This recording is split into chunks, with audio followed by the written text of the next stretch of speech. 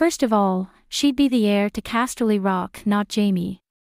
I assume this scenario implies two sons rather than Jaime being the daughter. Anyway, Cersei was firstborn, so would be heir to the Rock, and would presumably be given the same kind of training as Jaime was, and you can assume she'd be an equally talented swordsman.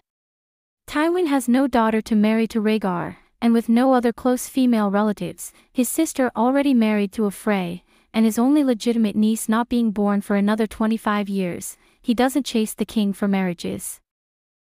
Hey guys, welcome to my channel. Please don't forget to like and subscribe, and also click on the notification bell to remain updated.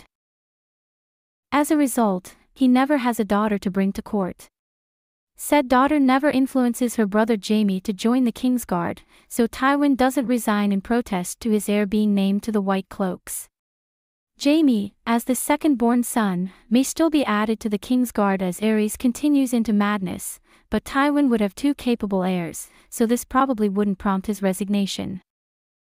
Presumably, Aerys does still descend into madness, no reason he wouldn't, but it's up in the air what Raygar plans.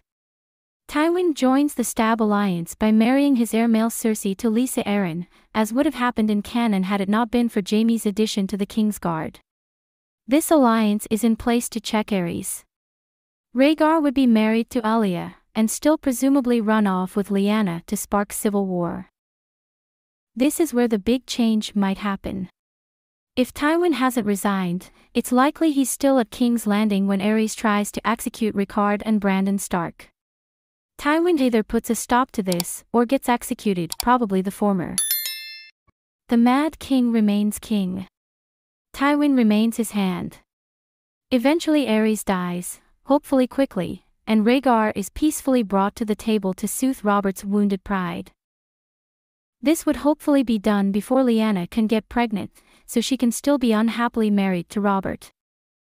War is avoided, and House Targaryen remains the royal family, though Rhaegar is a king perhaps a little unpopular with his lords. Alternatively, Tywin is executed alongside the Starks, and male Cersei joins the Starks, Tullis, Arryns, and Baratheons in rebellion, and in this scenario the Targaryens are utterly crushed.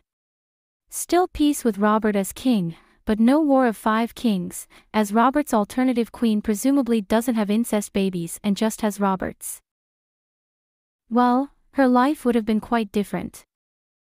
As she was the firstborn, she would be the heir to Casterly Rock. She would have received all of the training Jaime did, participated in Tywin's councils, and been groomed to her role as the eventual head of the family. Instead of being wed to Robert, she would have been matched with someone. There is an odd dearth of eligible women of that generation, given the number of men who had died during the rebellion. Without a marriage to the Baratheons to seal the alliance, Tywin would have needed some other security, presumably a seat on the small council. Either he or Cersei would fill that role, with the other running Casterly Rock.